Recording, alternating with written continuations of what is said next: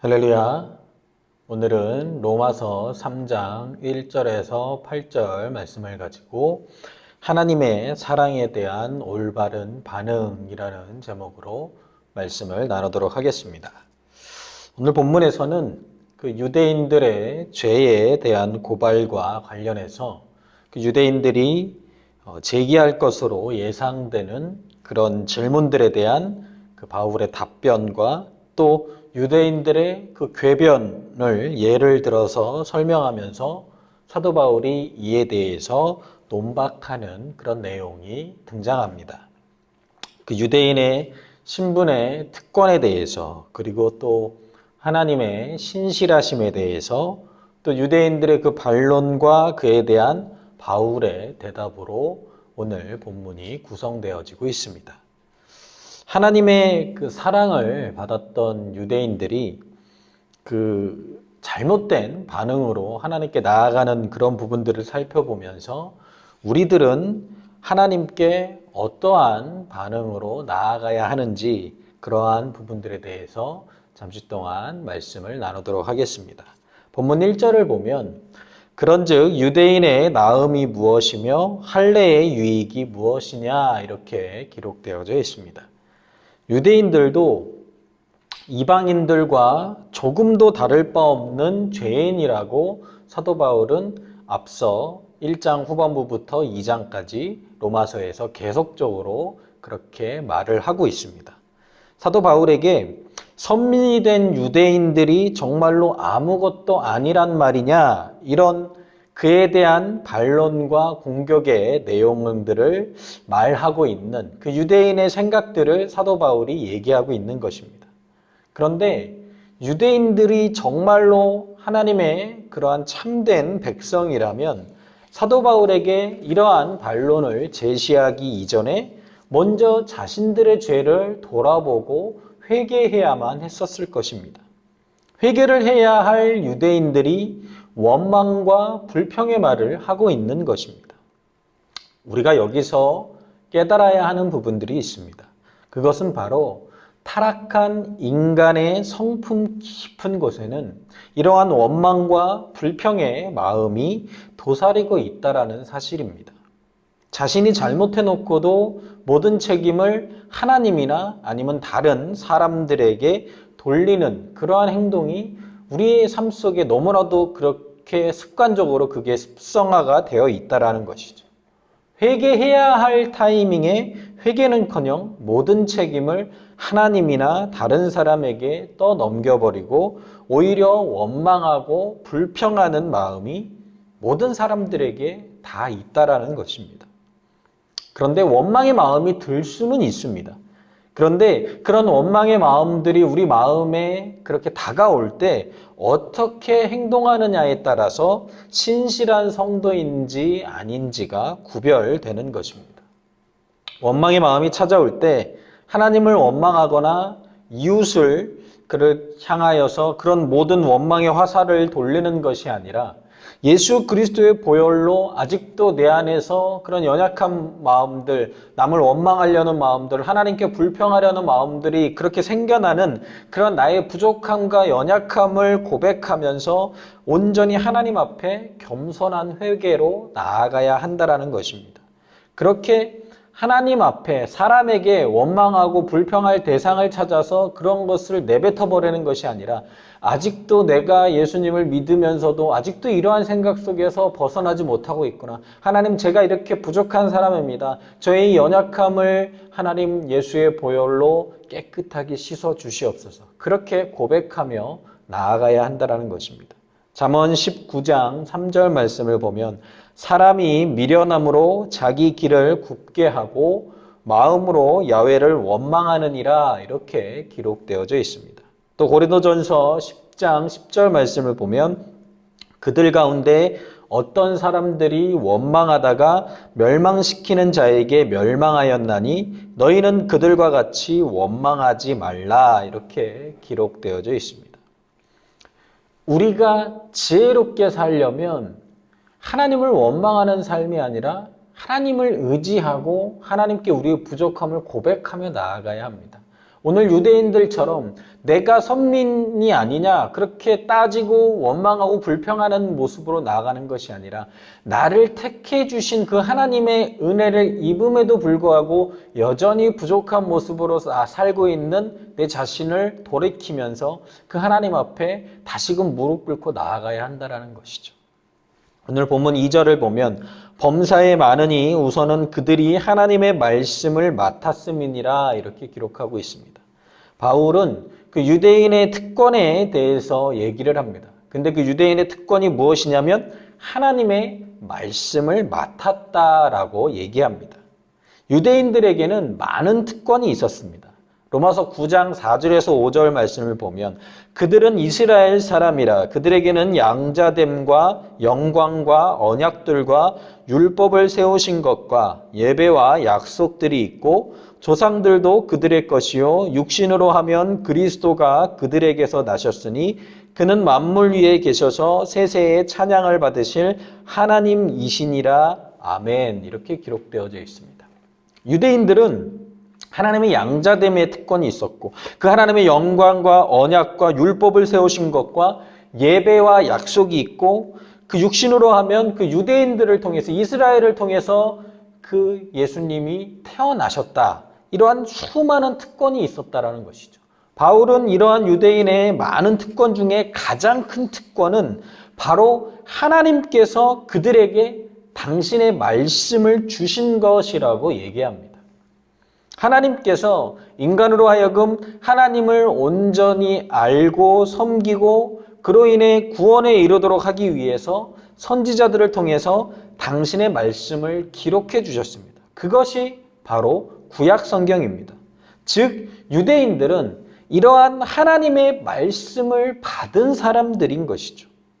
그렇기 때문에 이것이 유대인들에게 있어서는 특권 중에 정말로 너무나도 큰 특권을 받은 사람이라는 것이죠.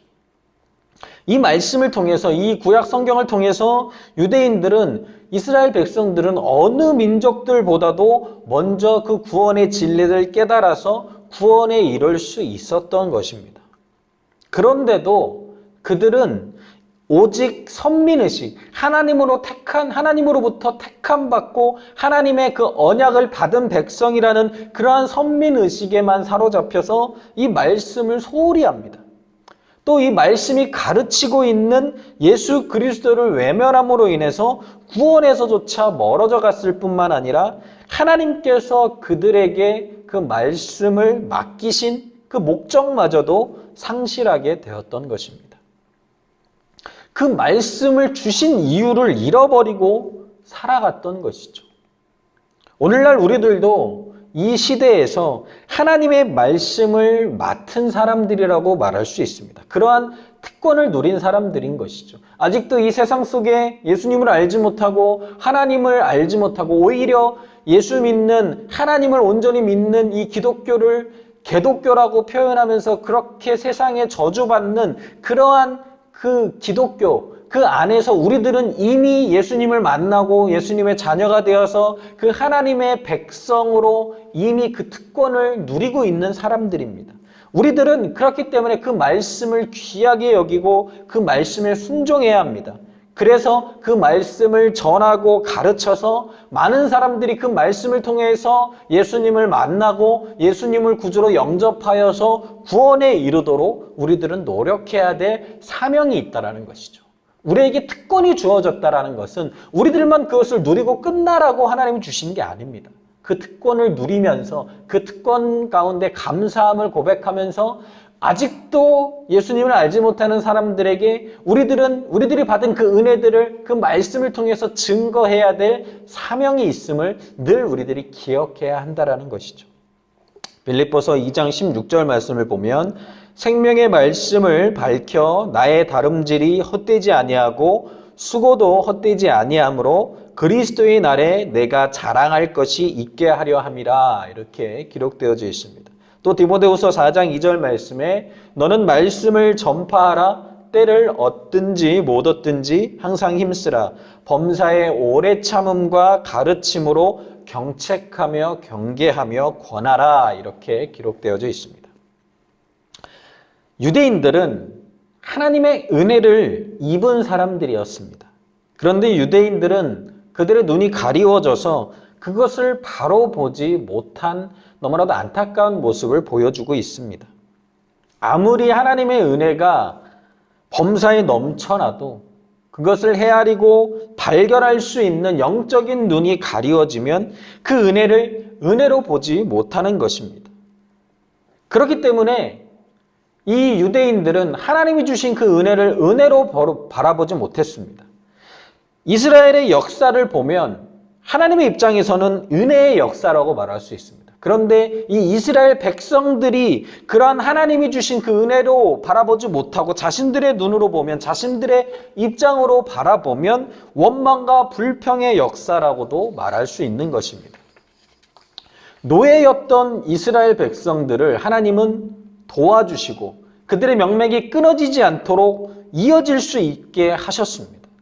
그렇게 늘 도와주시고 동행하시고 노예를 겪고 있는 그 힘든 시간 속에서도 그것을 지켜주시고 도와주셨다는 것이죠. 그런데 이스라엘 백성은 자신들을 선민이라고 하면서 그 노예의 생활을 힘든 시간을 겪게 만들고 겨우 명맥만 유지하게 된 그것을 바라보는 그 시각 차이가 있었다는 것이죠.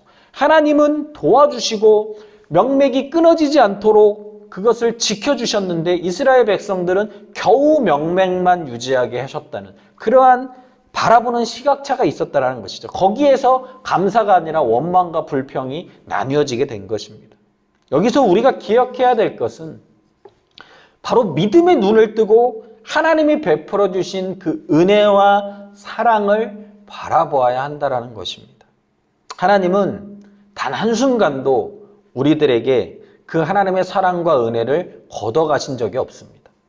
예외 없이 우리를 보살펴 주시고 늘 하나님의 그 신실하신 사랑 안에서 우리들을 인도해 가셨습니다. 우리가 지금 누리고 있는 이 모든 것들이 다 하나님의 은혜 안에서 이루어진 것입니다. 그렇기 때문에 우리 안에 이렇게 허락하여 주신 그 하나님의 은혜를 발견하는 것, 그것이 그 하나님께 원망과 불평 대신에 감사와 찬송을 올려드려야 하는 그러한 제목이 된다라는 것을 우리들이 깨달아야 한다라는 것입니다. 그렇기 때문에 우리가 눈에 보이지 않고 손에 잡히지 않는다 할지라도 하나님께서 지금 나에게 허락하신 그 은혜들이 있음을 기억하는 사람은 원망과 불평이 아니라 감사와 찬송을 하게 되어 있다라는 것이죠.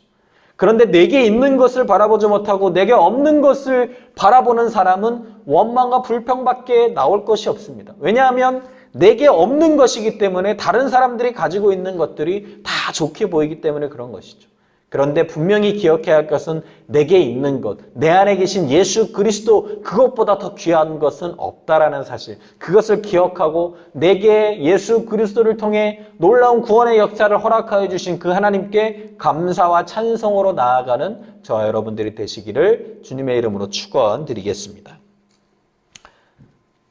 시편 103편 2절 말씀에 내 영혼아 야훼를 송축하며 그의 모든 은택을 잊지 말지어다 이렇게 기록되어져 있고, 또 고린도후서 9장 8절에 하나님이 능히 모든 은혜를 너희에게 넘치게 하시나니 이는 너희로 모든 일에 항상 모든 것이 넉넉하여 모든 착한 일을 넘치게 하게 하려 하심이라 이렇게 기록되어져 있습니다.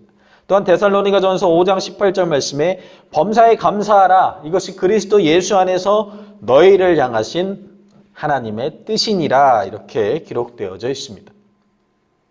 우리가 해야 될 것, 우리 안에 허락하여 주신 그 하나님의 은혜와 사랑에 감사와 찬송을 올려드려야 되는 것, 그게 우리들이 그 하나님의 은혜에 대한 올바른 태도라는 사실을 기억하게 되시기를 주님의 이름으로 축원드리겠습니다.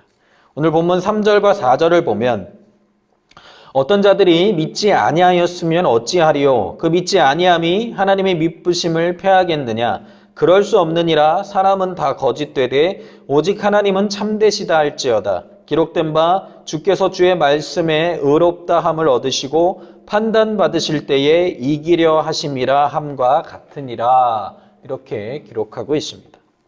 사도 바울은 인간의 그 불신앙으로도 폐기될 수 없는 하나님의 미쁘심을 설명하고 있습니다.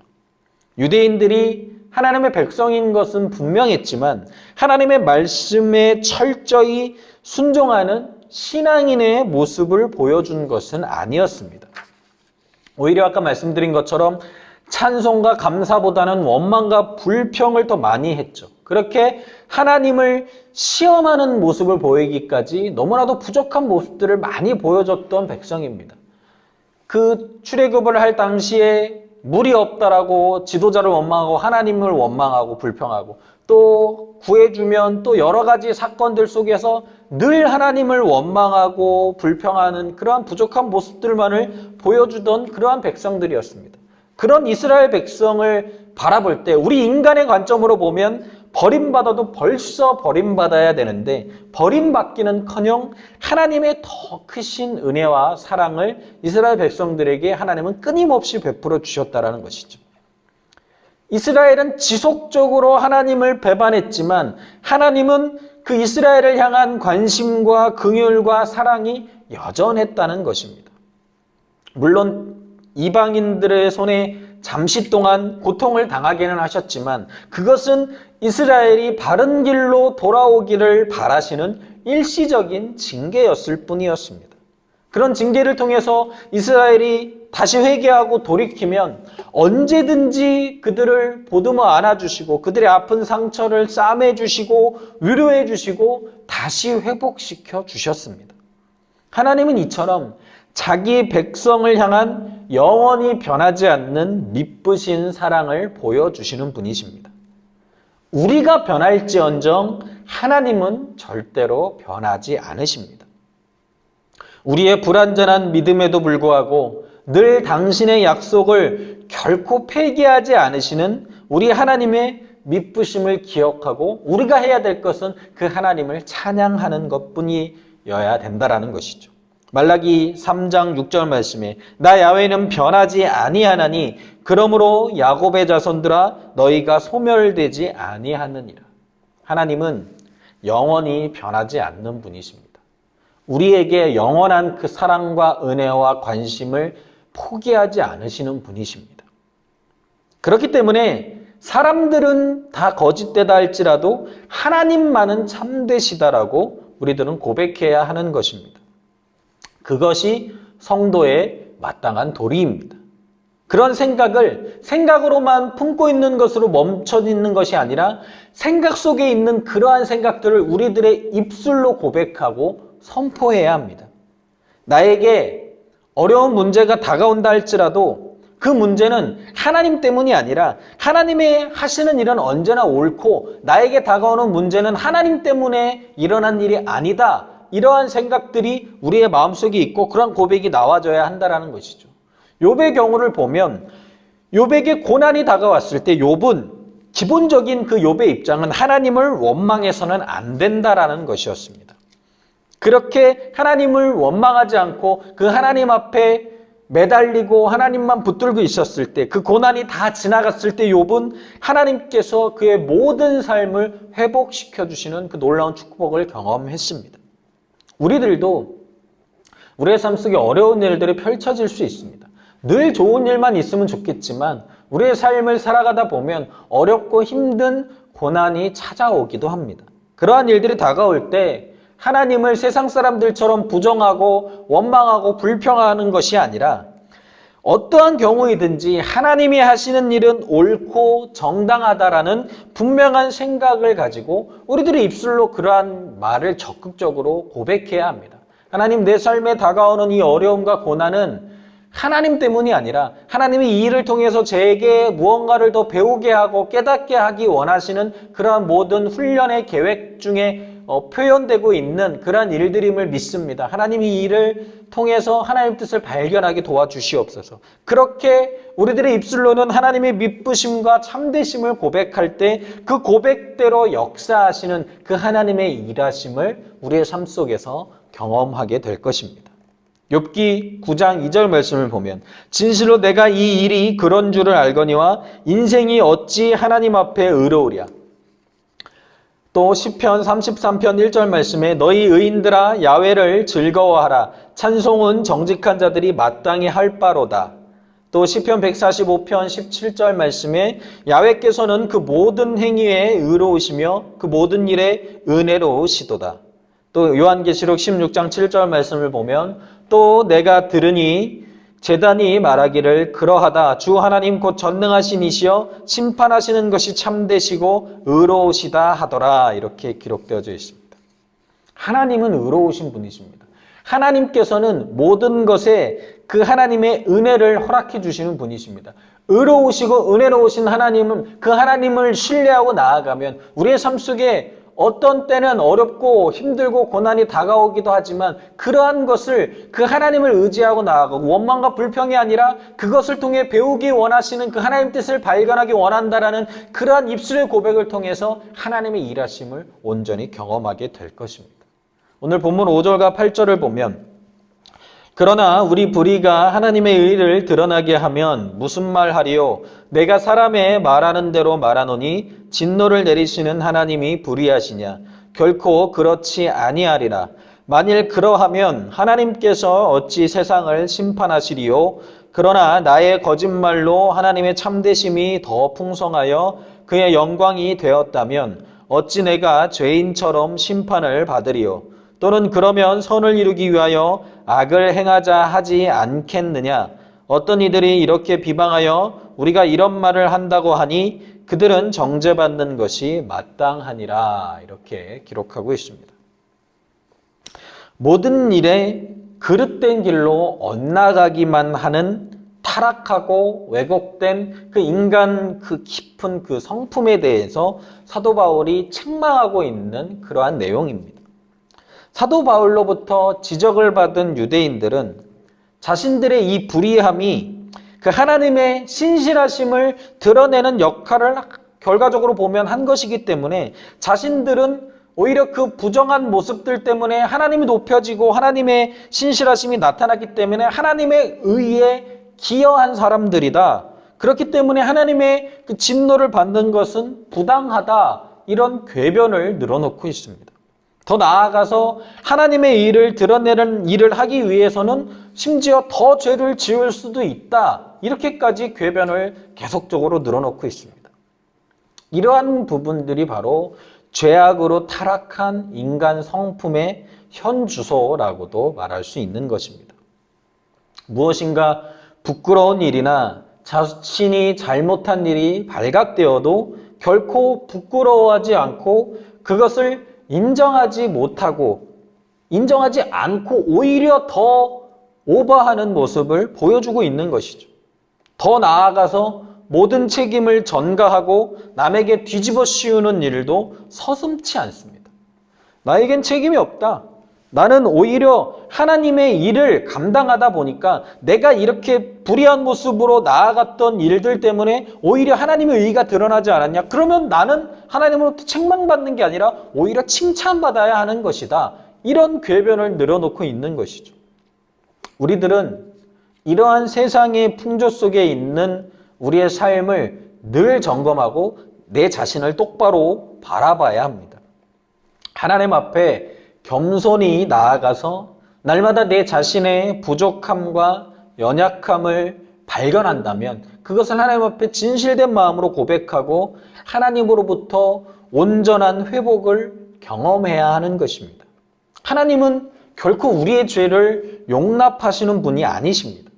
특히 우리의 죄가 하나님의 영광을 드러내는 일은 절대로 일어나지 않습니다. 우리들의 죄로 인해서 하나님의 영광이 드러나는 일은 우리의 삶 속에 절대로 일어나지 않는 일이라는 사실인 것이죠.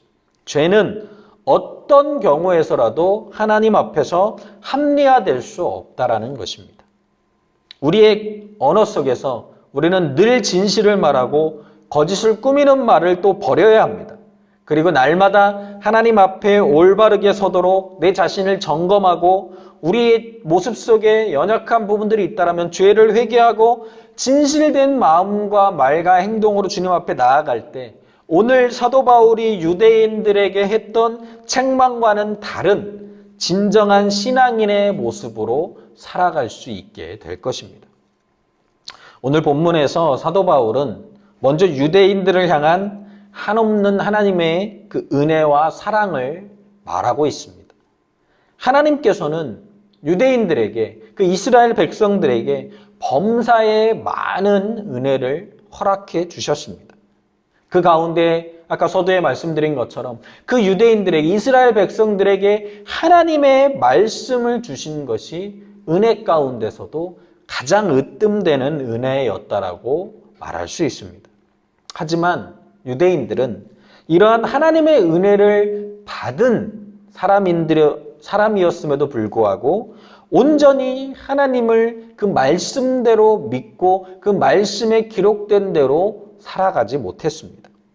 그럼에도 불구하고 하나님은 그 유대인들을 버리지 않으시고 여전한 사랑으로 그들을 대하셨습니다. 그런데 유대인들은 자신들이 죄를 범했음에도 하나님은 포기하지 않고 여전한 사랑과 은혜로 대해주시는 그 하나님 앞에 여전히 농담과 희롱의 말로써 사도 바울의 말을 비아냥거리면서 그 사실을 왜곡하기를 서슴지 않고 있습니다. 아무리 귀하고 남다른 하나님의 은혜와 사랑을 받을지라도 신실함과 겸손함으로 그 은혜와 사랑을 받아들이지 않는다라고 한다면 그것은 아무 의미가 없는 것입니다. 오히려 심판과 정죄의 구실이 될 뿐이라는 사실인 것이죠. 날마다 우리는 그렇기 때문에 우리에게도 하나님이 주신 그 은혜와 사랑이 있습니다. 예수님을 믿고 주님의 자녀가 되었던 우리들에게도 이 유대인들과 같은 하나님의 여전한 사랑과 은혜가 있다라는 사실을 기억하고 날마다 우리는 하나님의 그 선택받은 사람으로서 우리의 삶 속에서 그 하나님의 뜻대로 살아가도록 노력해야 하는 것이죠. 아직도 예수님을 알지 못하는 이들에게 예수 그리스도의 복음을 전하도록 노력하고 그 주님이 주신 사랑과 은혜를 기억하고 우리 입술의 고백 속에서도 늘 그 주님의 사랑을 고백하고 감사를 고백하고 우리의 삶의 모습 속에서도 온전히 믿는 자의 모습이 흘러감을 통해서 저 사람을 통해서 저 사람이 믿는 예수님을 나 또한 믿고 싶다. 그러한 고백이 나올 수 있도록 우리의 삶의 모습으로 올바른 신앙의 모습으로 나아가야 하는 것입니다. 우리에게 지금 허락하시는 이 하나님의 놀라운 은혜를 감사함으로 받고 그 감사함 속에서 진실된 믿음으로 하나님께 화답하여서 그에 합당한 삶을 살아갈 때 하나님께서 우리에게 원하시는 그러한 삶을 살게 되는 것이라는 사실을 우리들은 기억해야 될 것입니다. 하나님의 사랑은 절대로 포기하지 않습니다. 하나님의 사랑은 멈춰지지 않습니다. 그 하나님의 사랑에 우리가 올바로 반응하며 나아갈 때 이렇게 오늘 말씀에 사도 바울이 책망하는 유대인의 모습의 삶이 아니라 온전히 하나님 앞에 우리도 진실된 마음으로 날마다 그 예수 그리스도의 그 십자가 보혈의 은혜를 기억하고 그 하나님의 사랑 앞에 믿음으로 화답하고 반응하며 나아갈 때 그 하나님의 사랑 안에 우리가 온전히 믿음으로 살아갈 때 하나님께서 주시는 놀라운 축복과 은혜가 우리의 삶 속에 펼쳐지게 될 것입니다. 그렇게 날마다 온전히 하나님 은혜에 합당한 삶으로 살아가는 저와 여러분들 되시기를 주님의 이름으로 축원드리겠습니다. 기도하시겠습니다.